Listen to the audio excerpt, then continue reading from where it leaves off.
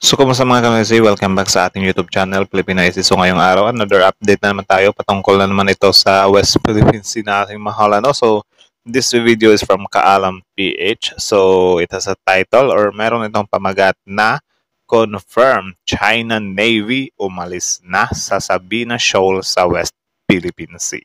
So, this video is 10 days ago. So, panonoorin lang natin ito. Hindi ko kasi ito na panood eh. So, papanoorin lang natin, bibigyan natin ng reaction. So, bago natin simulan, Kaalam PH, supportahan nyo yan. Tapos, syempre, kung trip nyo ng mga ganito reaction video, may kasama kayo manood. Huwag nyo na rin kalimutan supportahan yung YouTube channel natin, Filipino IC. So, hindi na natin ito patatagalin pa. Simulan na natin, baka gawin pa ng China. Again, ang title ng video ito, Confirm China Navy umalis na sa Sabina Shoal sa West Philippine Sea. Diyos ko po, ano naman kaya ito, men? So, tingnan lang natin to kasi syempre, kung iisipin mo, umalis na. So, umalis na ba talaga? So, yeah. Let's watch this together. Again, Kaalam PH, Filipino IC, start. Magandang balita. Tiyak na magugulat at magagalak kayo sa nangyaring kaganapan sa West Philippine Sea matapos ang kumpirmasyon na umalis na ang China Navy sa Sabina Shoal. Ito ay isang mahalagang pangyayari na nagpapakita ng potensyal na pag-clear ng tensyon sa nasabing lugar. Ang pag-alis ng China Navy ay nagbubukas ng pinto sa mas mahinahon na pagsasaayos ng issue sa West Philippine Sea. Sana habang buhay na kasi mga Chinese lang naman talaga yung nagbibigay ng dyan problema dyan eh. So sana habang buhay na. Pero ano ang dahilan ng kanilang pag-alis? Ito ang ating aalamin sa ating video ngayon. Dahil sa patuloy na girian ng China at Pilipinas, maging ang pagkakasangkot sa iba't ibang kaguluhan na kinabibilangan ng mga Chinese Coast Guard at ng ating mga tropa, talagang nagiging marahas na ang China at gusto nang makuha ang mga isla at karagatan sa marahas na paraan. Talaga.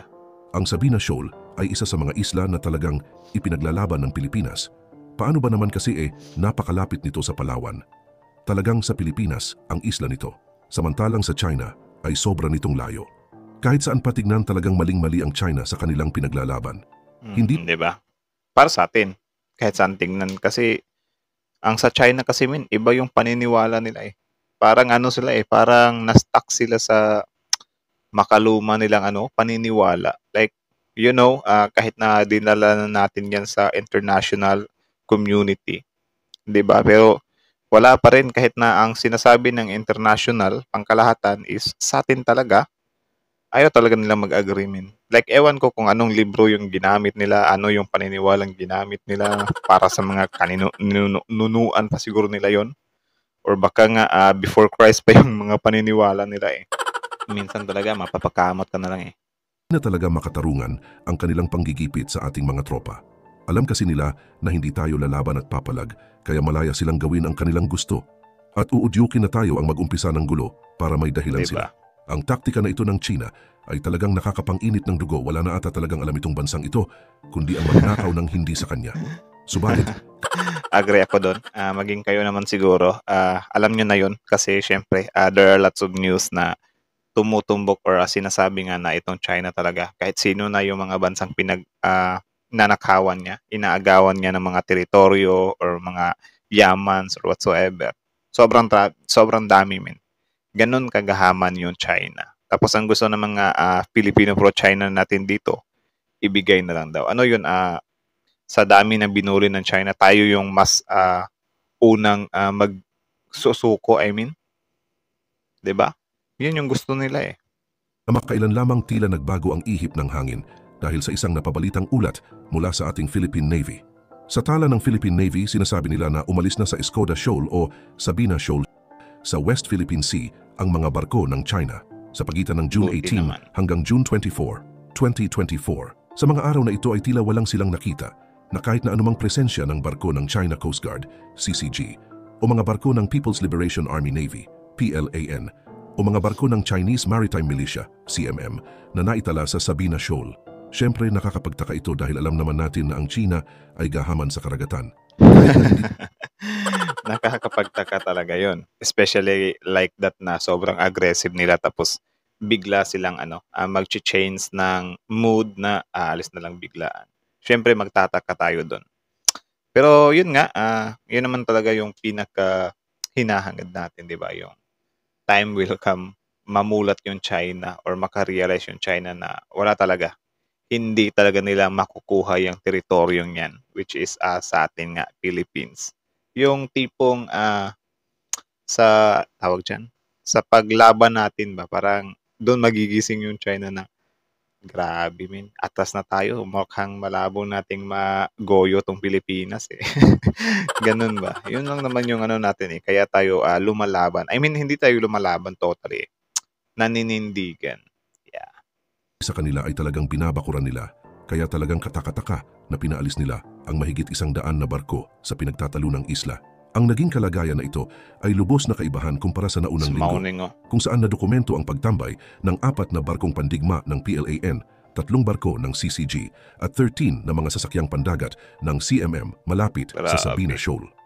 Noong June 4 pa nga nagsagawa pa itong China ng amphibious drill sa Sabina Shoal na kasama ang pagdeploy ng Type 071 amphibious transport dock ng PLAN na may kasamang hovercraft.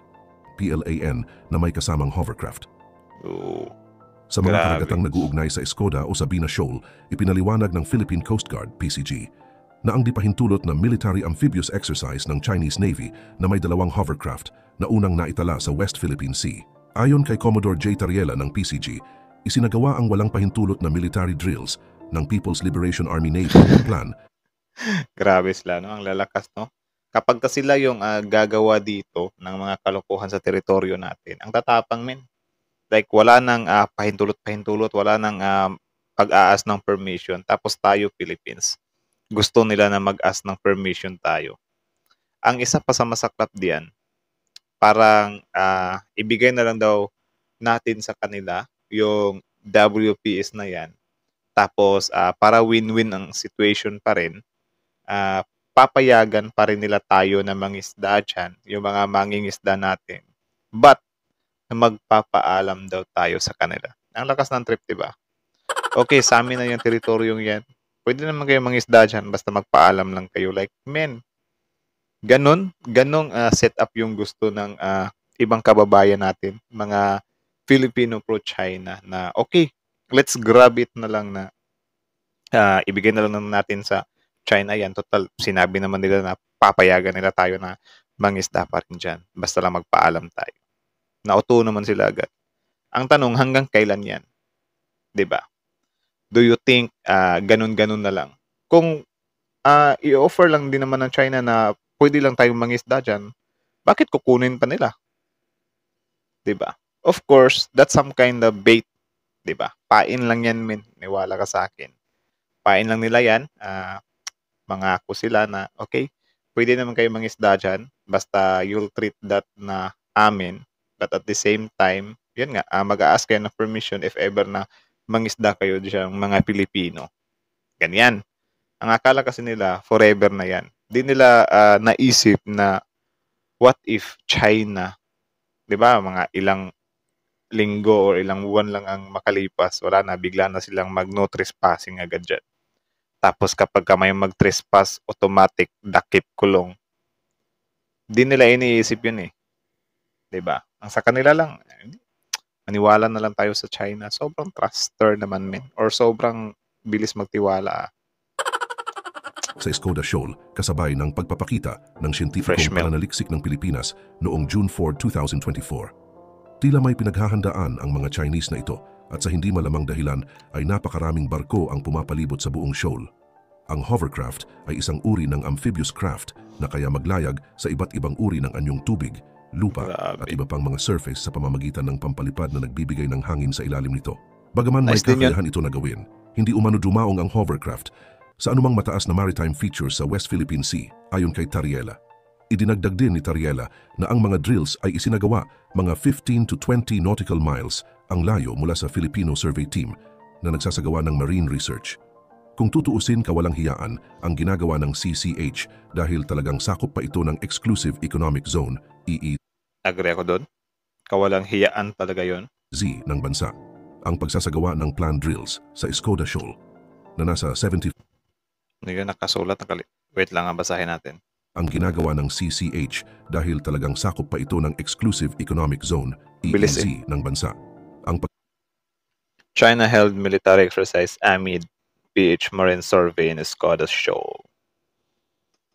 June 7, bago pa lang. Nagsasagawa ng planned drills sa Escoda Shoal na nasa 75 nautical miles mula sa baybayin ng Palawan ay itinuturing na labag sa batas ayon kay Tariela. Sa mga video Tama. footage mula sa PCG, ipinakikita na ang tauhan ng People's Liberation Army warship na may bow number 987 ay nag-communicate sa pamamagitan ng radio upang iparating ang partikular na mga koordinado kung saan isinasagawa ang kanilang pagsasanay.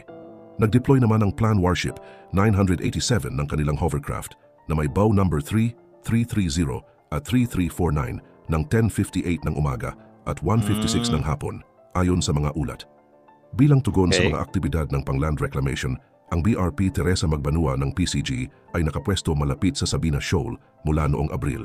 Ang Sabina Shoal ay hindi lamang destinasyon ng mga barkong Pilipino sa kanilang resupply missions patungo sa BRP Sierra Madre at Ayungin, Second Thomas Shoal, kundi isa rin ito sa mga pinanggalingan Ang dami, no? So, ito yung tawag dyan, BRP Sierra Madre. Sarap pumunta dun, Kaso lang parang hindi na siya, or baka nga if ever talaga may na walang asungot siya ng mga Chinese na nang-aagaw. Baka itong BRP Sierra Madre pwede itong gawing tourist attraction, eh. 'Di ba? Parang yung sa El Fraile. Comment nga kayo sa baba kung kilala or alam nyo yung El Fraile na barko na kadalasang pinupuntahan din ng mga vloggers. Yun yung pinuntahan ni Adam Alejo, eh. ng tensyon sa relasyon ng Pilipinas at China. Nangyari ang insidente sa BRP Sierra Madre June 17 na itinuturing ng militar ng Pilipinas na pinakamarahas na aksyon ng mga tauhan ng CCG hanggang ngayon. Pilipinas na pinakamarahas na aksyon ng mga tauhan ng CCG hanggang ngayon. Sinasabing nagresulta ito sa looting at nagdulot ng malubhang pinsala sa isa sa mga tauhan ng hukbong dagat. Ayon kay Cabalza, isang tagapagtatag ng think tank sa Maynila, maaaring magdesisyon ang CCG na umalis sa Sabina Shoal matapos ang engkwentro sa mga Filipino Navy sailors. Bagamat posibleng umalis, ipinunto ni Cabalza na marami pa ring asset ng China na matatagpuan sa malalapit na mga outpost nito. Sa kasalukuyan, mayroong ng 20 outpost ang Beijing sa Paracel Islands at talagang dapat natin itong ikabahala at ikatakot dahil Dapat ang mga talaga. military outpost na ito ay posibleng gawin nilang base at daanan sa oras na sumiklab ang kaguluhan. Ito nga yung Ito yung, dito tayo dapat mas magpasalamat sa ginagawa ng Administrasyong Marcos na parang i-stop na talaga natin yung balak pang gawin ng China. Kasi kung hinahayaan lang natin sila na tumapak-tapak sa mga islang yan na nandyan nga sa West Philippine Sea is ito yung magiging outcome niya. Maglalagay ng mga yung mga Chinese dyan, which is malulugi na tayo lalo. 'Di ba? Kasi wala palapit na sila ng palapit eh. Kung hindi natin pipigilan yan, wala na. Good luck na talaga. Goodbye na. Goodbye na WPS. Tapos if ever na ma-acquire talaga nila yung WPS through Nakaw, ay wala na. Kawawa yung mga Pilipino mangingisda na mapapadpad dyan. Kasi for sure, wala, ikukulong talaga nila yan, men. Yan yung iniiwasan ng administrasyon ngayon na mangyari. Tapos yun hindi na-appreciate ng iba. Ang tingin lang nila, naghahamon lang yung Pilipinas, nagyayabang lang. Ganun lang. Doon lang sila nakatingin. Hindi nila tinitingnan yung future na pwedeng mangyari dyan. Sa 20 ito, 7 rito ay nasa Spratly Islands sa South China Sea. Sinabi ni Cabalza na tanyag ang China sa mabilis na pagtugon at biglaang pag-atake sa panahon ng resupply mission. Aniya, sa ngayon, naghihintay sila sa susunod na galaw sa resupply mission ng Pilipinas. Ayon mismo sa China, ay talagang sa kanila ang Sabina Shoal at talagang pinaglalaban nila na sila ang may karapatan dito. Sana walang tapang. Ayon sa China. Sa amin talaga yung Sabina Shoal. Like, grabe talaga. Grabe. Grabe. What if gawin talaga natin sa China yung mga ginagawa nila, Like for example, sabihin natin na yung China yan, natagpuan niya ng mga ninuno natin dati. 'Di ba? Tapos i-claim natin yung buong China kasi parang yun yung ginagawa nila ngayon eh. Yung buong yung buong South China Sea daw, 'di ba? Yung buong South China Sea ng China. Sobrang laking dagat niyan na marami na siyang nasasagasaan. For example, yung Malaysia ba yon? Yung Indonesia, Philippines at iba pang mga bansa na parang inaagawan niya ng dagat na pasok nga doon sa 9 dash line niya. 'Di ba? Yung claim nila is I think sa nung mga unang panahon pa parang sila yung some kind na una dyan or whatsoever. Yun yung basihan nila kaya hindi na sila nagfa-follow ng exclusive economic zone ng mga bansa na maaring magmay-ari ng mga dagat na yan.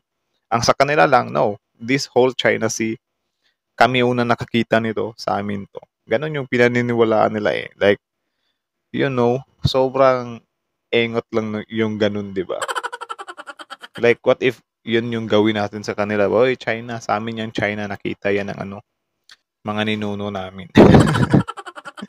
O, gagayan. Sa pahayag ni Tom Wu, direktor ng media section ng Embahada ng China sa Pilipinas, ipinagdiinan ang hindi mapag-aalinlangan ng soberanya ng Beijing sa South China Sea Islands at sa mga karatig na tubig batay sa kasaysayan. Ayon kay Wu, ang mga aktibidad ng Chino sa South China Sea ay may halos 2,000 taong kasaysayan.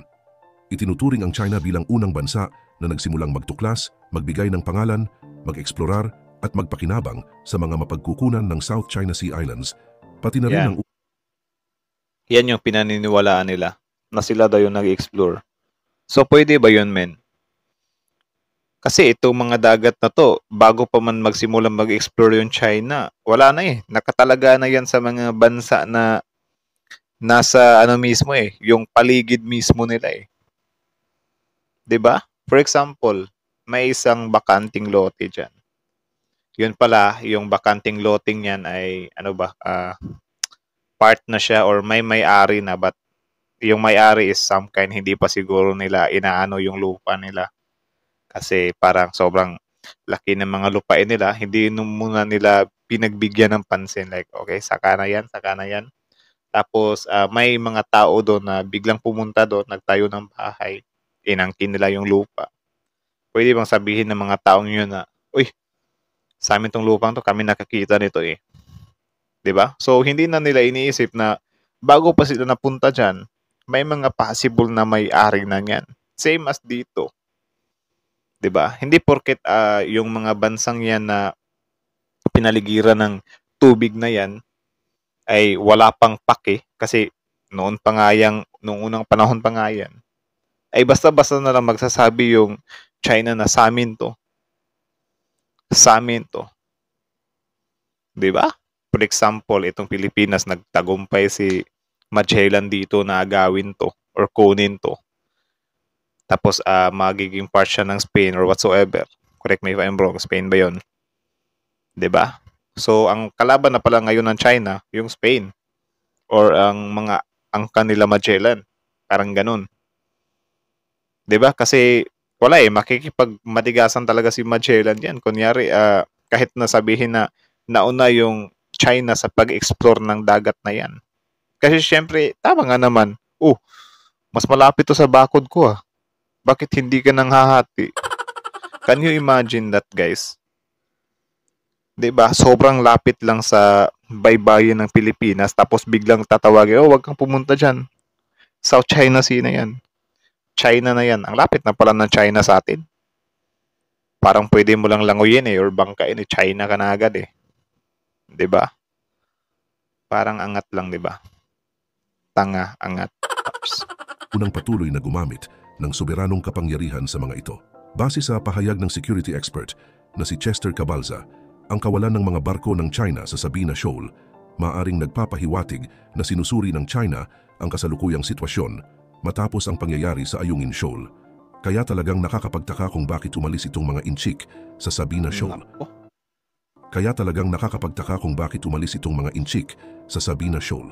Marami ang nagsasabi na baka natakot ito sa presensya ng Amerika na pag-deploy ng mga fighter jets at mga barko sa West Philippine Sea. May ilan din nagsabi na baka naghahanda ang China ng mas nakakatakot na hakbang o paghahanda sa mas matinding pag-atake. Possible din yan. Tulad ng digmaan. Sinasabi kasi na nakatuon na lamang ang China sa Pilipinas at napabayaan na nito ang talagang misyon na sakupin ang Taiwan, subalit hindi dapat magpakakampante. Dahil ang ginawang aksyon na ito ng China ay talagang nakakapagtaka. May mga eksperto rin ang nagsabi na ang pag-alis ng mga barko ng China sa Sabina Shoal sa West Philippine Sea ay maaaring bunsod ng mga sumusunod na posibleng rason pressure mula sa international community dahil ang intensyon at mga aksyon ng China sa nasabing lugar ay maaaring nakakuha ng malawakang pagkondena at pagpansin mula sa iba't ibang bansa at organisasyon sa internasyonal na komunidad. Ang Tama. Yan, deserve naman din nila yan. posibleng batikos at pangangaral mula sa iba ay maaaring nagtulak sa China na bumaba ng tensyon at umalis sa lugar. May iba rin na nagsasabi na baka isa itong diplomatikong taktika ng China dahil ang pag-alis ng mga barko ng China ay maaaring bahagi ng kanilang diskarte. Baka ito ay bahagi ng kanilang pangangampanya para sa pagsasanib sa mga kaalyadong bansa tulad ng Russia at North Korea. Silang tatlo lang din naman yung mga eng-eng na yan eh. Tapos tayo sobrang dami din natin na nasa side natin eh. Sana talaga time will come, magkasundo lahat ng bansa na nileche-leche ng China, no? At, you know, Din sa iba baka talagang takot ang China sa posibleng reaksyon o tugon ng Amerika kung sakaling ang mainis na ito sa patuloy na panggigipit ng China. Baka natuklasan ng China na ang kanilang aktibidad sa Sabina Shoal ay maaaring magdulot ng di inaasahang mga epekto o reaksyon mula sa Pilipinas o maging iba pang mga bansa. Ang posibleng takot sa magiging reaksyon o referensya ng ibang bansa ay maaaring naging dahilan upang umalis sila sa nasabing lugar. Sa pag-alis ng mga barko ng China sa Sabina Shoal sa West Philippine Sea, maaaring ituring ito bilang isang positibong pag-unlad na nagdudulot ng pagbaba ng tensyon sa rehiyon. Ang pangyayaring ito ay maaaring magbigay daan sa mas maayos na ugnayan at pakikipag-ugnayan sa pagitan ng Pilipinas at China. diba? Ang plastic na mukha, diba? Nakikipagkamayan sa presidente natin tapos pagkatalikod, continue yung panghahara sa China, sa West Philippine Sea. Eng-eng, no? Sa kabila ng mga pag-aalala at tensyon, ang pag-alis ay nagbibigay ng pag-asa sa mas maayos at konstruktibong pakikitungo sa mga issue sa West Philippine Sea. Sa pangkalahatan, ang pag-alis ng mga barko ng China sa Sabina Shoal ay maaaring may iba't ibang mga kadahilanan o rason na komplikado at nababalot ng diplomatikong aspeto ng relasyon ng China sa ibang mga bansa sa rehiyon. Pero dapat manatili tayong nakabantay at laging nakatutok dahil hindi natin alam kung ano ang pinaplano nila. Maaring may Dapat iba lang. silang plano sa pag-alis sa Sabina Shoal. So, yun. That's from Kaalam PH. So, supportahan nyo yan. Original video link in the description box below. Tapos, syempre, before you leave on our YouTube channel, huwag nyo na rin kalimutan supportahan yung YouTube channel natin, Philippine IT. So, like, comment, share, subscribe. So, kita nyo naman yun, men, di ba? Eto na nga, di ba? Usapang WPS na naman, di ba?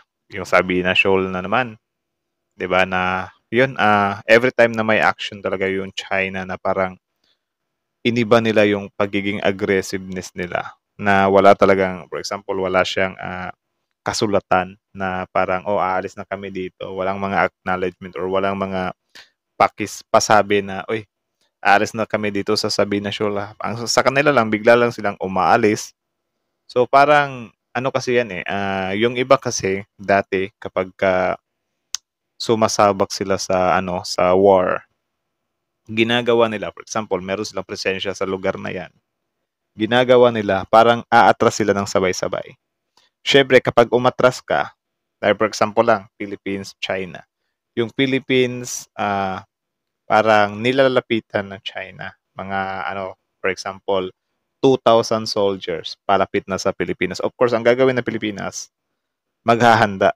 Ngayon, nung makita ng China na, okay, gagamitin natin ng tactic na to. So, parang i-atras na niya yung 2,000. So, ang gagawin ng Pilipinas ngayon, parang maglo-lower guard siya na, okay, wala na pala yung China, umatras na eh. Yung iba pa nga, yung iba parang nagse-celebrate pa sila, di ba? Na, okay, let's celebrate.